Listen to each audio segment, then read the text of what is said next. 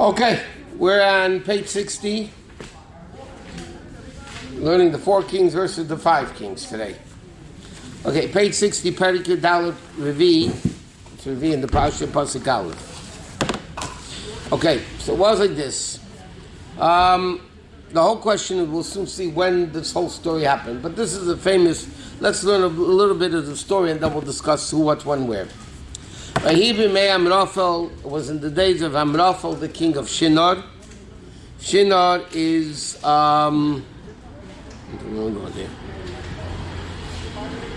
Shinar is Babylon, by the way. Amraphel was Nimrod, by the way. Amraphel his real name is Nimrod, but he was called also Amraphel. In fact, we'll see there's an argument in the Gemara between Rav and Shmuel. What was his real name? Was his real name Nimrod and he was nicknamed Amraphel, or was his real name Amraphel and he was nicknamed Nimrod? There wasn't the days of Amraphel. Nimrod was the king of Bavel. Lech Melech Alasar. Lech, the king of Alasar. According to the Medrash, this refers to Greece. The king of Greece. Kedala Omer Melech Elam, Kedala Omer, the king of Elam, and according to many opinions, Elam was the son of Shem. Shem's son, Noach's son Shem, his son was this guy, Kedala Omer. V'Sidon Melech Goyim. And Goyim was the people that lived there. Some people say that it was a place where a lot of nations gathered. It was like a melting pot for a lot of nations that came to live in that city. Okay, so these 4 kings. Asu Milchama, they made a war with Bera Melech Zdaim, Bera the king of Zdaim. Okay, now, who was Bela, or Birsha? Bela, it says, Rashi says, Beis Ra. Okay. He was bad 2 ways, between man and God. He was bad. Beis Ra. Birsha is also Beis Rasha. He was double wicked between man and God. This is bad. Melech HaMeir, the king of Mer. That's Dorman Gemara. Shinov Melech Admar. Okay, Shinov, the king of Admar. Okay, who was these guys? Shino, because he hated his father in heaven. If you see, Shinov is 2 words. Sina Av. He hated God in heaven. Shem'eva Melech Tzvayim. Shem'eva, he made himself wings by flapping them in rebellion against God. Umelech Bela Hitzayar, and the king of Bela, who is Sayar. Rashi says Bela was the name of a city. That means, according to Rashi, Bela is not his name. Melech Bela means the king of the city of Bela. The Torah doesn't say his name. And the commentators explain why doesn't the Torah say his name? Because it was a very small kingdom, and therefore he wasn't a prominent king, so the Torah didn't say his name. Zohar is not his name? Zohar? What do you have Zohar? It says king of Bela, which is Zohar, Zohar. Could that be his name? Ramban says no, it was a very small thing. And then the Ramban says, because it was such a small country, he didn't have a name. He wasn't prominent enough to have a name. Page 61, now we're up to. Not prominent enough to have his name mentioned. Yeah, it wasn't prominent enough to have his name mentioned. Okay? Now, this story happened like this. What happened, the pasuk is to continue like this. They served Kedala Omer for 12 years.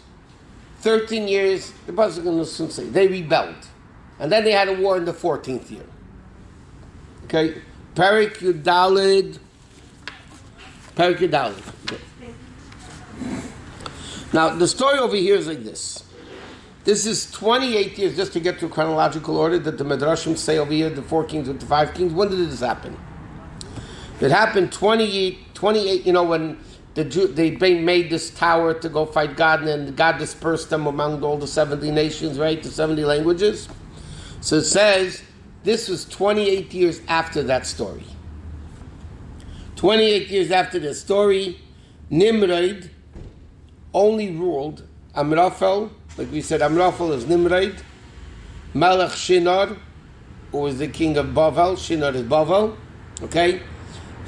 So Nimrod, who was the most powerful king originally, he was Giber Tzayed, he was super powerful. He was the one that threw Avram Avinu into the furnace. He's the one that Esav killed the day, Avram Avinu died, and the whole soup, the lentil soup and that whole stuff. Okay, so Kedolaimer built an empire, okay, and including Zedem and Ameda, and he made everybody pay taxes to him. The Bashim was a very powerful king. He made a thing. Peace didn't last long because they rebelled for 13 years. Now, in the 14th year, Kedolaimer and all the kings, they didn't go straight to Zedem. They went to fight all these nations. Okay? Now,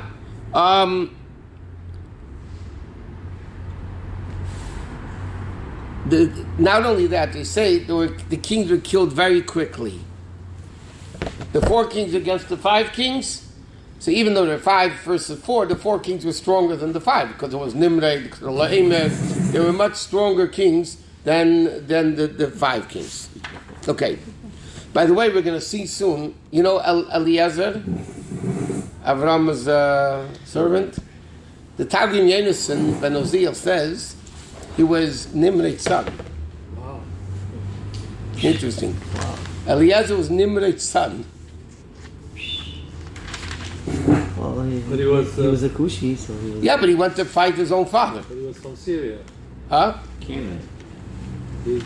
No, it's from Torah calls him Kush. No, it was... No, it wasn't Kush. Nimrod came from Kush.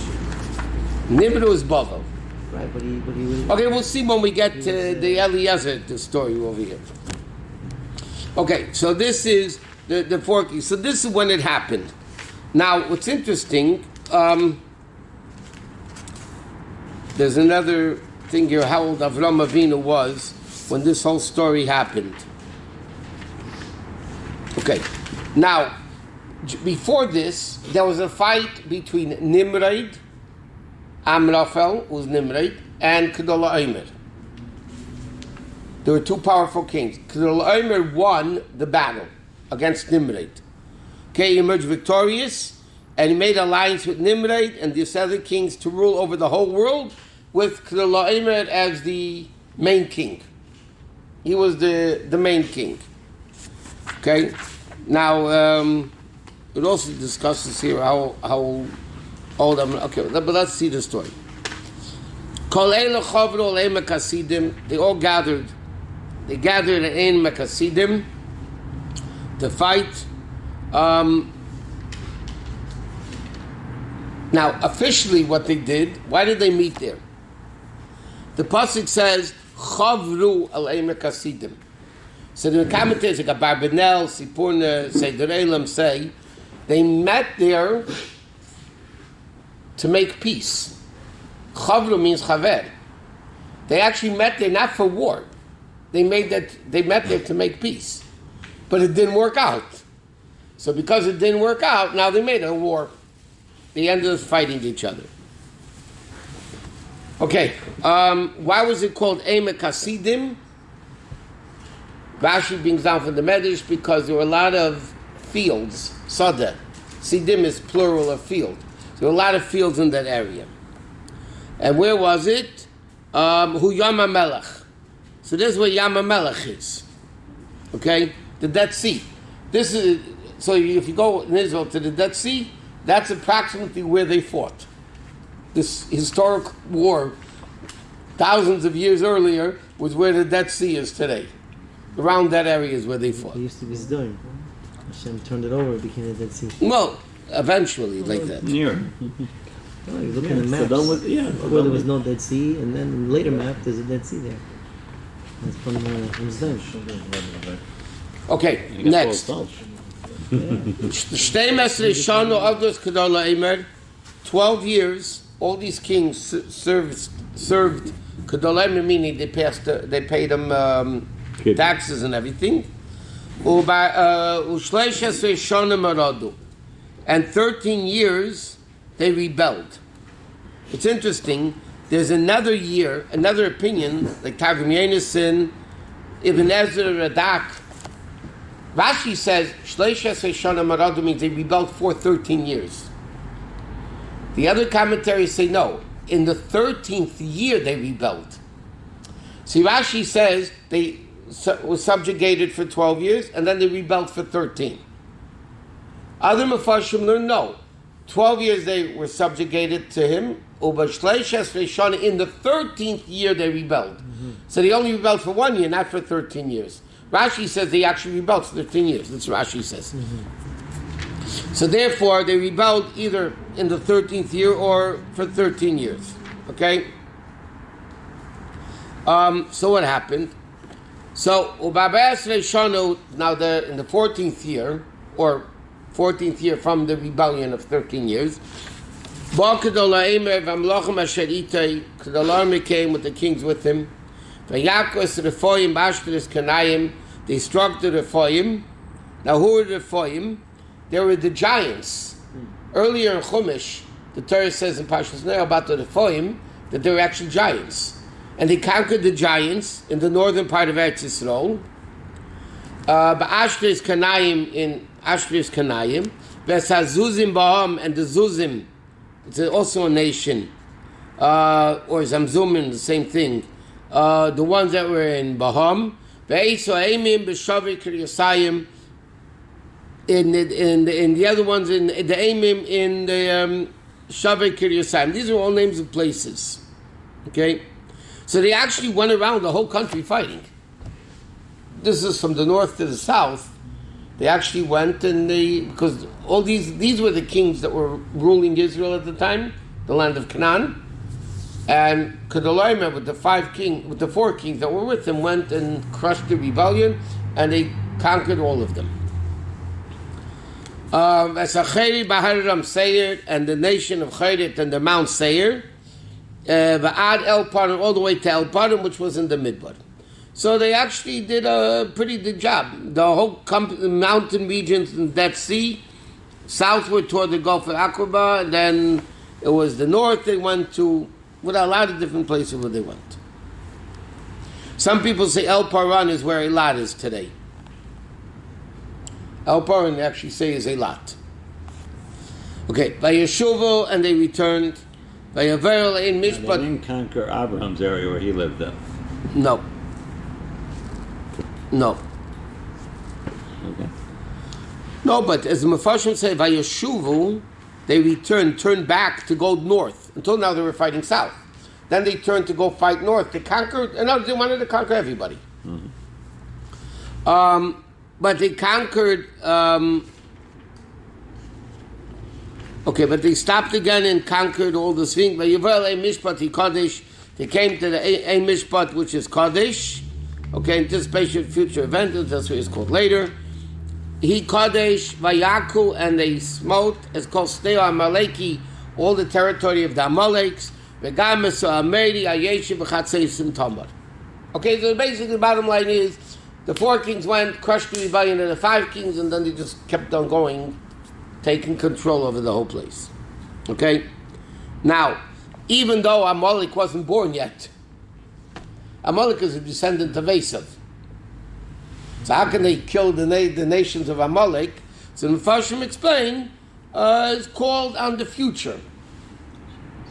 Many times, remember we said that in our Perazim, before we learned in the Chumash also, they called names, the Torah calls the names of the future places that we're acquainted with. Shechem, no, we said Shechem.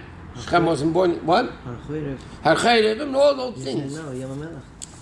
Yeah, whatever. Then he didn't have those names. It could be Yamamelech, they had a name, it was Dead Sea, and it was full of salt. Maybe they did, I don't know. Doesn't Rashi say it's also on the Oasis? It could be. Emek Hasidim? It's Emek Hasidim. Okay. Sea wasn't dead. Who Yamamelech? Okay. Now, so what happened? So they killed all the kings.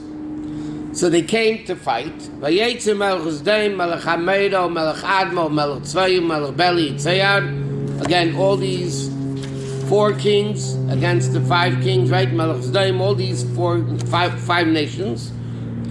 Or Melbeit Vayach Itam Muchama, and they made a fight with them in Emek Hasidim. So the 5 kings wanted to fight the 4 kings that they rebelled against. And the Torah says again, who were they?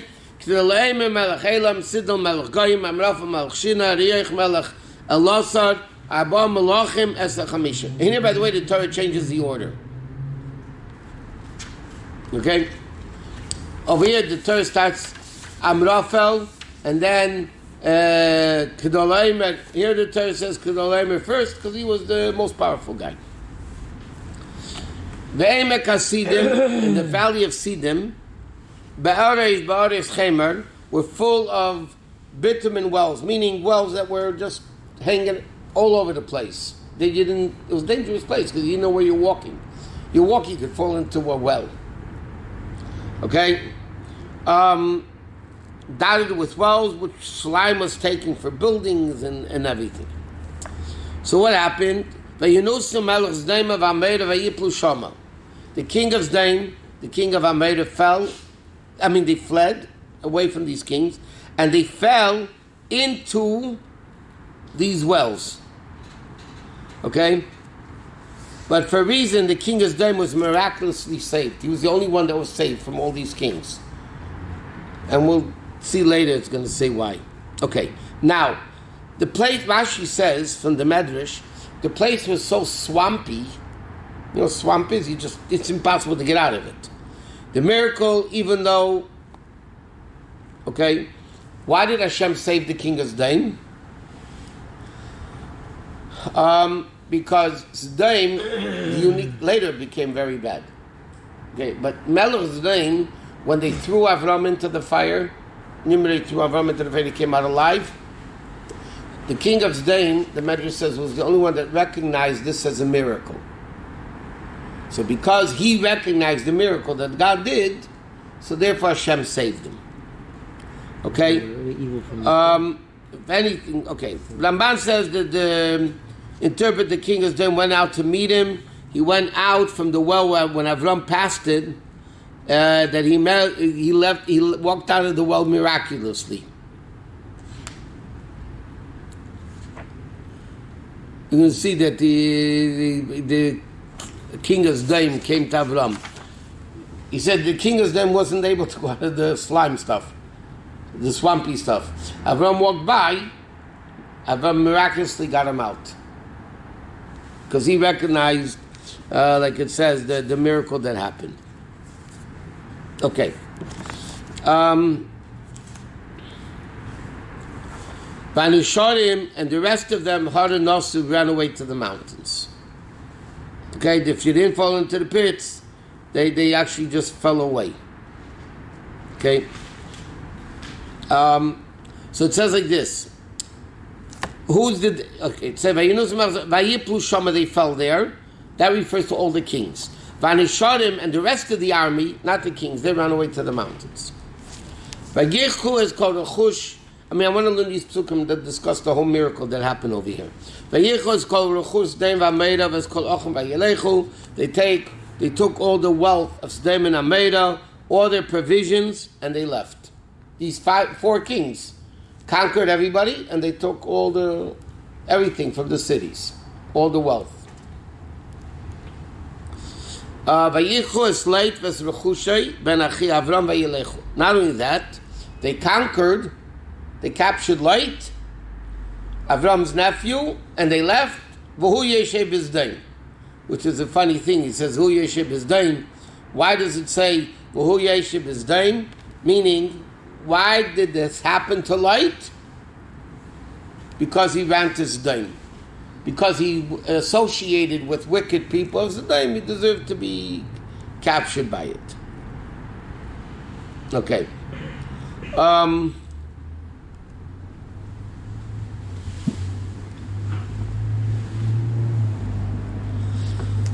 Okay, so now the Medrash HaGadol says, when they captured Lot, they put him in a cage, and they marched around and boasted, we captured Avram's nephew. This proved that they had come only because of him. In other words, they conquered, it was a miracle that they did. Basically, the Mefarshim said like this, why did they want to capture Leit?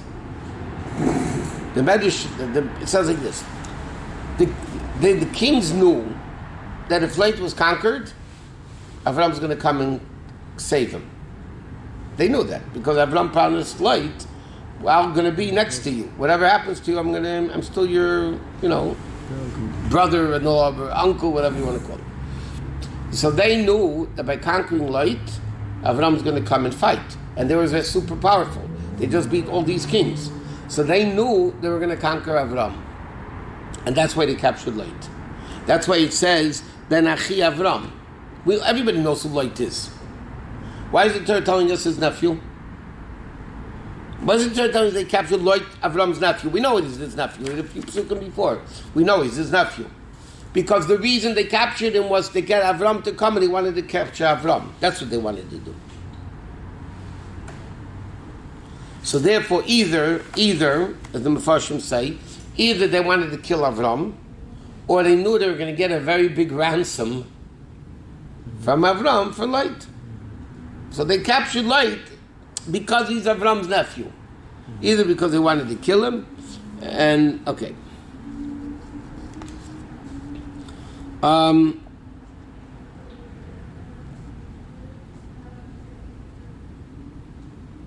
Okay. The Yavi HaPolit, the refugee came. Now who's the refugee? So Rashi says the refugee was Eig. Okay, Eig Melech HaBashan. Rashi says Levi Pshutei is Eig, who was saved from the battle. From the battle or from the flood? No. Rashi says Sheniflet min HaMelchama. And then it says Tanchuma. Rashi says two things. First thing Rashi says in Pshat, who's the Polit, the refugee? Refugee from where? From the war. That's simply what it means. The refugee, whoever is saved from the war, what came to Tel Aviv. Rashi says it actually is Eig. Why? He was saved from the Mabul. Okay. Now, why did Eig come to tell Avram that Leit was captured? It's not because he loved Avram. He thought Avram's going to go fight, Avram's going to get killed, and he'll marry Sarah. She's a very beautiful woman. So he said, okay, let me get him killed. Everybody was for their own interest over here. The four kings had their interests, and Eig had his interest. He wanted to marry Sarah, so he said, let me get Avram killed. So he said to Avram, go.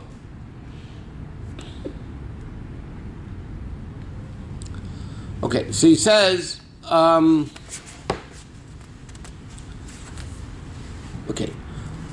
Melech HaBashan. Now, why was he called Eig? It's an interesting thing. The Medrash says, it says in the Medrash like this: when Avram Avinu, when he came to Avram now, he saw him baking ugais. Remember he told Sarah to bake ugais matzos? Yeah. Bake ugais. Lushi vasi ugais. Now, Avram Avinu was close to Pesach time. So he saw him baking ugais, round matzah. Uga means circle, right? Uga is also round cakes. So he's baking, So he laughed and he said, was he crazy doing this thing? So he ridiculed him by calling him Eig. That's what Medrash says, that's how he got the name Eig. Because he watched Avram, his name was really somebody else. Just like, by the way, how do we know his name was something else? Because later on, in Chumash, in Chayesara, after Eliezer found a shidduch for Rivka for Yitzchak, Avram freed him. And he became Eig Melech HaBashan. Eliezer? Eliezer.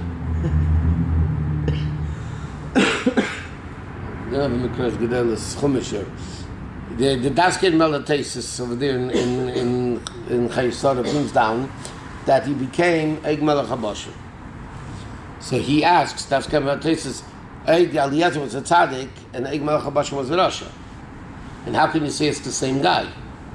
So he says, just like all the kings of Mitzrayim were called Parei, all the kings of Bashan were called Eig. That was because it wasn't the same party. They took the name party. All the kings of Egypt took the name party. All the kings of Bashan took Eig. Some of them were good, some of them were bad. But he wasn't this Eig Melech HaBashan that Avram Avinu killed. It's another Eig. Yeah, in between, whatever. So it was Moshe that killed him. So Moshe killed Og. Yeah, the bad Eig. The giant. But Yep. But Abraham didn't kill this Og. No, this was a servant. And after Avram freed him, after he brought this. No, that's after. But I mean, this After battle he- took place. There was another Og. Well, no. Yeah. Yeah.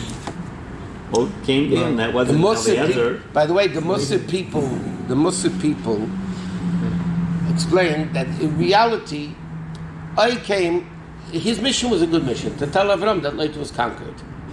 His intent was bad, but his mission was good, and that because of that he was rewarded. Because of that he was rewarded. So the Muslim people say that, can you imagine a person with bad intent, but the action was good, he's rewarded. Can you imagine how great the reward is for a person whose intent is good, the kavanah is good, and the action is good? For sure he's going to get a great reward.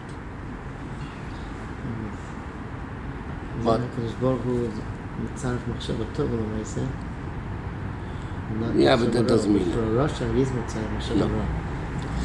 Okay, now it says like this. But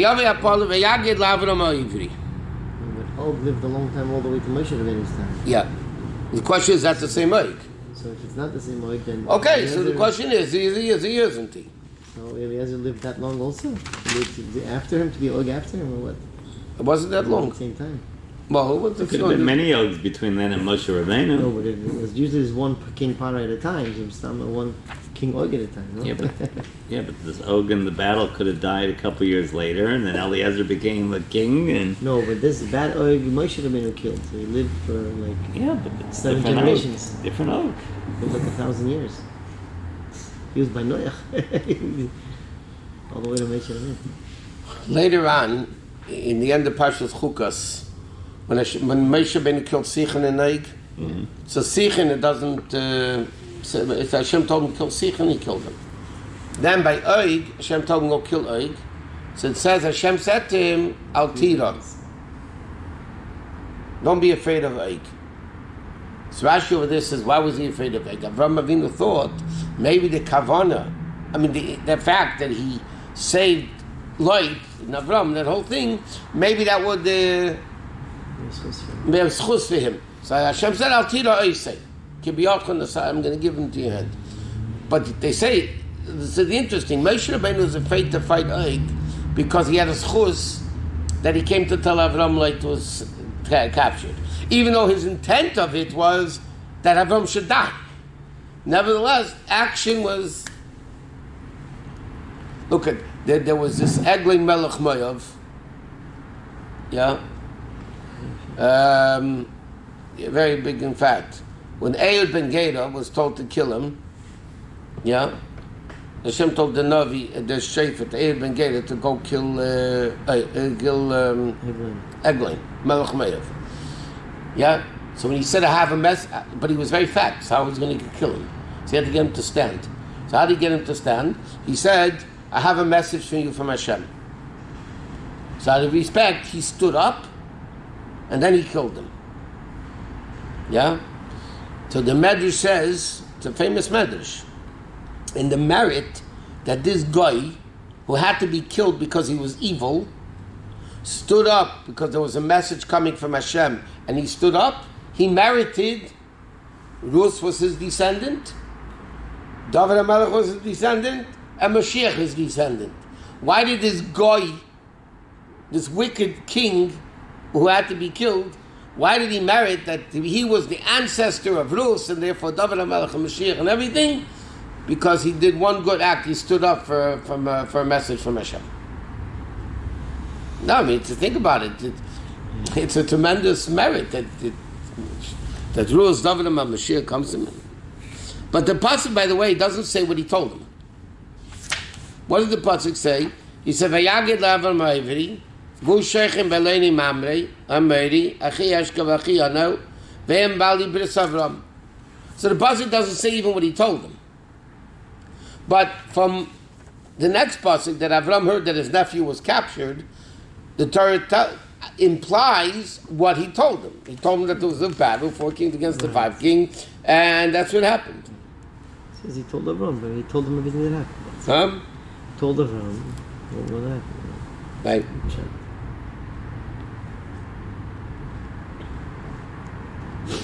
When Avram heard this, Okay, now, why was Avram called Ivri? Avram Ivri.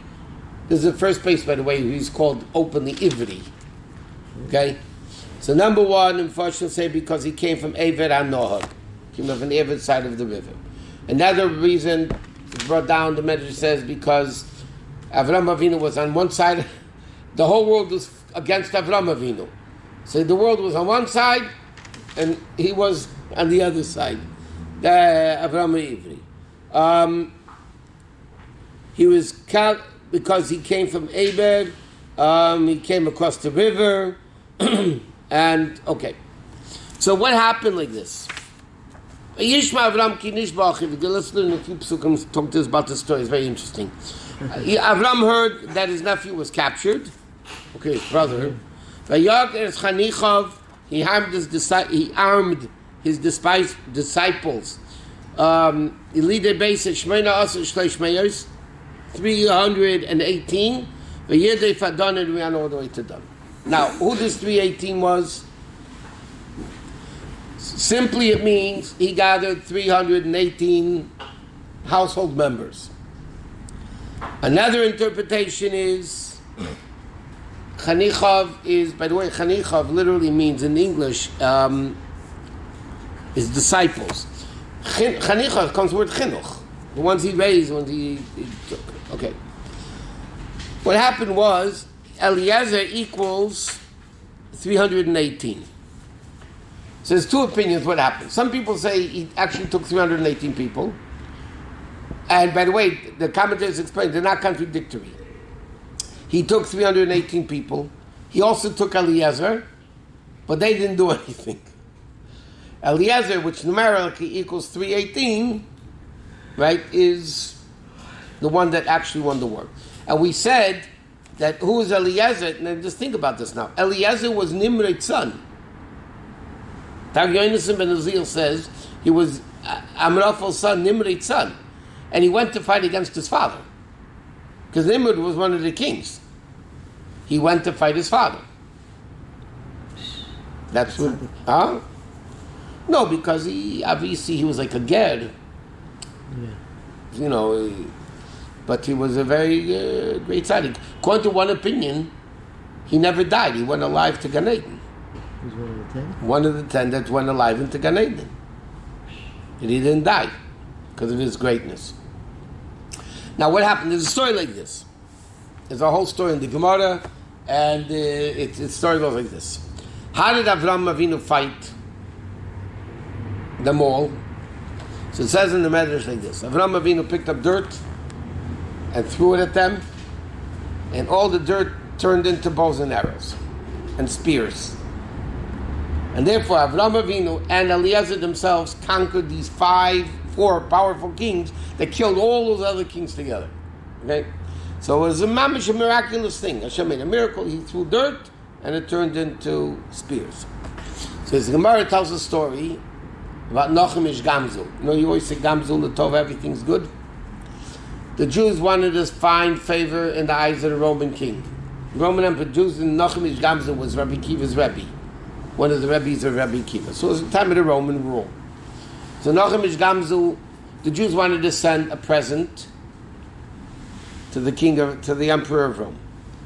So they said, who could we send as a great personality? Nochem. Okay? Why was he called Gamzu? Because he always said Gamzu Latov, everything is for the good.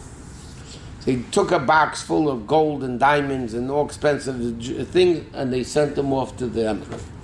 He stopped at an inn along the way. The innkeeper found out where he's going and what he has in the box. So the innkeeper took out all the jewelry, all the diamonds, and he filled it up with dirt. It's a story in the Gemara. He filled it up with dirt. Overnight, yeah. Yeah. And Nochem Gamzu gets up in the morning, he opens the box, he sees it's full of dirt. Gamzu L'Torah. It's also good. No, he was sent on a shlichus, so he took the box and he presented it to the emperor. This is a present from the Jewish people. The emperor opened the box, and he fumed. You're making mockery of me, you're sending me dirt. So Hashem sent down Eliyahu Navi as one of the king's advisors, and Eliyahu Navi said to the king, obviously the Jews are not going to send you dirt to make fun of you. This must be special dirt. And he said, I remember reading in the Jewish books that when Avraham Avinu went to war with the 5 kings, this dirt he used and he threw it at them, and it turned into spears and bows and arrows and all the war stuff. At that time the king was fighting a war, so he said, lock him up and let's check it out. They checked it out and they found Taka. They threw the dirt, it turned into arrows and spears, and the king won the war. So the king was very happy. There's a wonderful gift he got. So he came back and he rewarded Nochem and Gamzu with a lot of money, and he nullified the decrees against the Jews. He was very happy. Nochem and Gamzu went back. Remember, we learned you're supposed to go the same way you went. Comes back to the innkeeper, and the innkeeper, everybody's talking about the miracle that happened. So the innkeeper said, this is my dirt. So the innkeeper filled up a box of dirt, and he came to the emperor to present a gift to the emperor. So the emperor said, well, we'll lock him up, we'll see if it works. The next day he took the dirt, it didn't do anything. So he punished the innkeeper, killed him, punished him, whatever, and Nochem Gamzu was saved. So this is how the Medrash says Avraham Avinu fought this battle, the 4 kings against the 5 kings. He actually threw dirt and it turned into spears and killed them all. Okay, why did he stop at Don? Because eventually the Jews were going to worship idols in Don, and then because Avraham Avinu foresaw that his descendants are going to worship idols in the area of Don, so he had no more power, because of the evil that they were going to do. It's waned, the streets waned because, it's not going to be, because the Jews worship idols.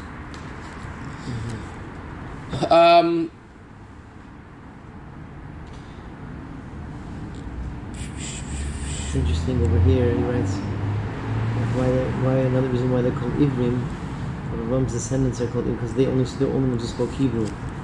Abraham's other descendants spoke Aramaic. It's another reason, a lot of reasons. He brings down also a bunch of other reasons he mentioned. But it's interesting. Avraham Avinu had buddies, Oner, Eshkol, and Mamre. Why didn't he take them? They're his buddies. Oner, Eshkol, and Mamre. These were his buddies. Vein Bali Bris Avram, it says later. They were his buddies. Why didn't he take them? So Mepharshim explained, Avraham Avinu knew this had to be a miraculous war.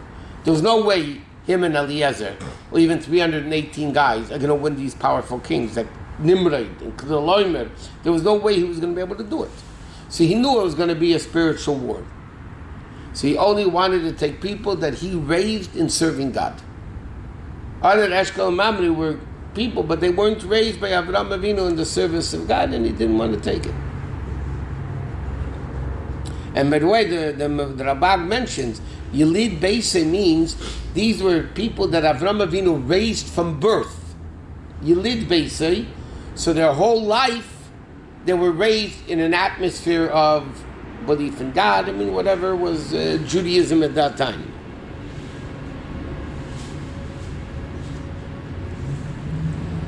Okay.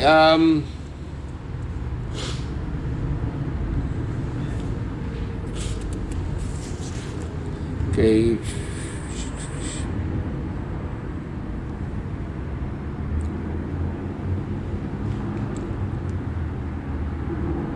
Okay, but there, see, the Farshim say, Rabbeinu Bechaya says that he took 318 people and he took Eliezer, took both, but the other 318 didn't fight. They ran away.